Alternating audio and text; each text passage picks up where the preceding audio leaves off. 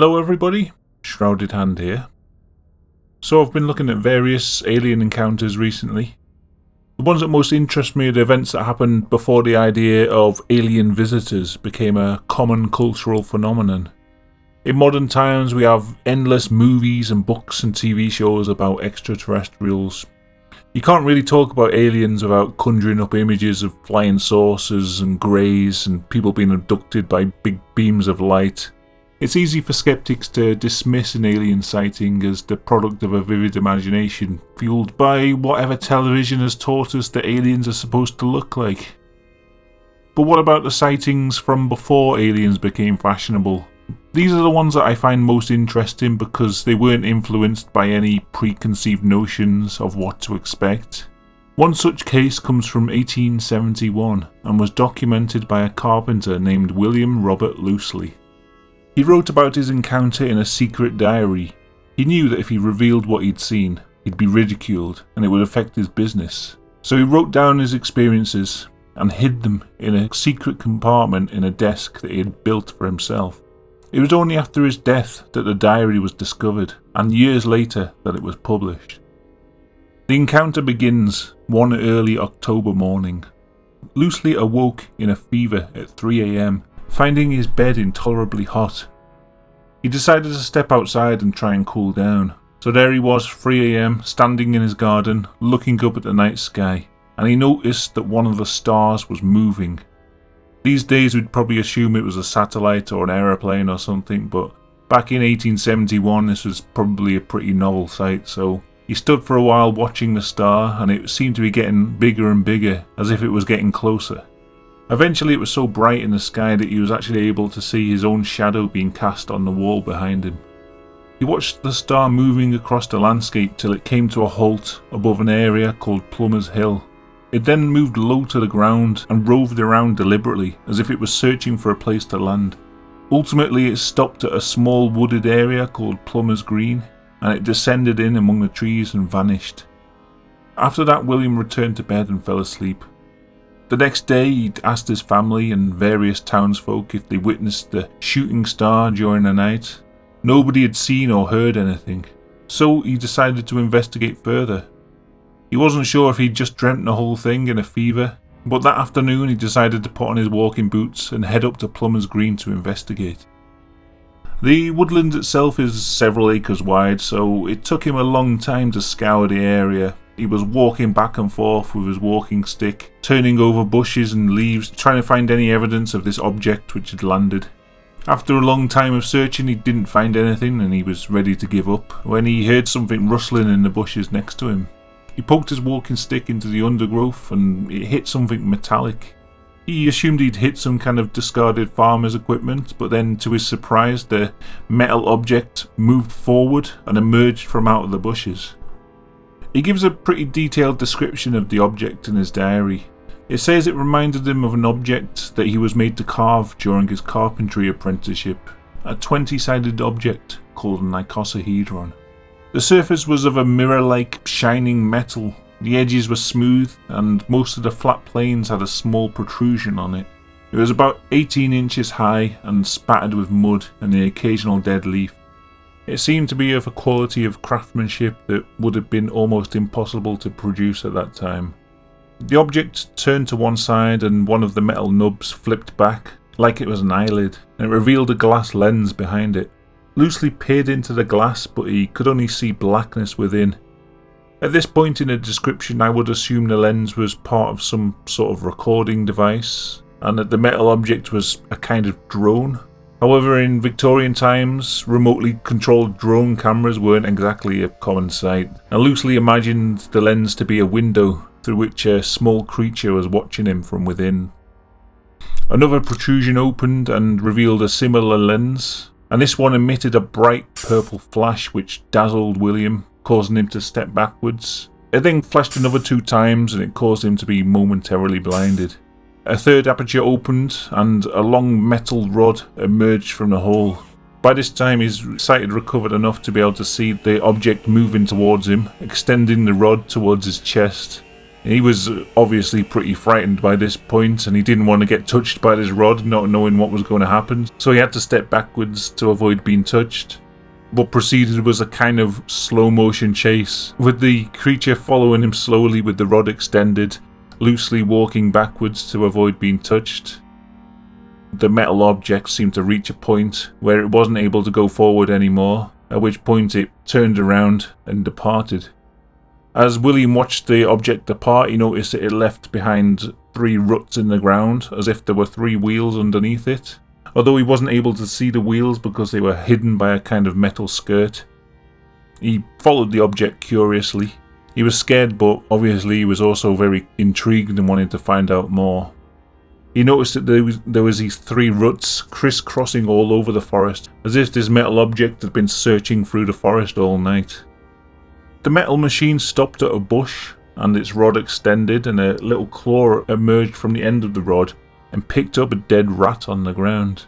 Then another rod emerged from its body. This one must have been a sort of tube, because it let out a clear plastic substance which wrapped up the rat. Once the rat was completely wrapped up, a hatch opened in its body and it dropped the rat inside. Then it continued on deeper into the woods. It stopped at one point and picked up William's walking stick, which he'd dropped in his first encounter. Once it had the walking stick, it lifted it up into the air and carried it deeper into the woods. William was following behind all this time, and eventually they emerged into a clearing and loosely noticed that the whole area was flattened in a big wide circle, as if a large object had landed and then taken off again. The metal machine walked up to another bush and pushed aside some leaves, and he noticed that there was a second machine, almost exactly the same shape, but it was much bigger. This one didn't seem to be able to move. It was as if the smaller object was the rover and the larger object was some kind of containment device. The smaller object passed the walking stick to the larger one. A hatch opened and it dropped the walking stick inside. At this point, the smaller machine emits a humming noise. It seems to be able to move quicker on the flattened ground. Loosely describes its movement as if it's skating around on ice. The grass around it seems to flutter. To me, it sounds like some kind of hovering device, maybe like a hovercraft type of contraption or a low-flying drone of some kind. It moves so quickly that it's able to get behind loosely and stop him getting away from the clearing.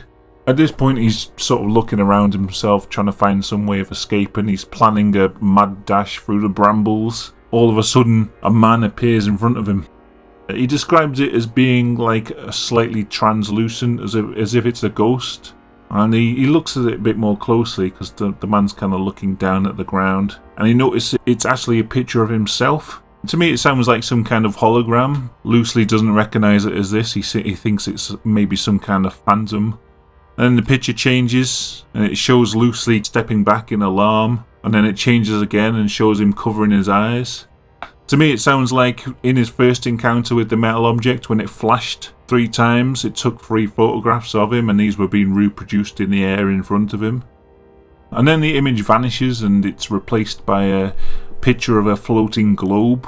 And it seems like the creatures are trying to communicate in some way now. The globe flashes.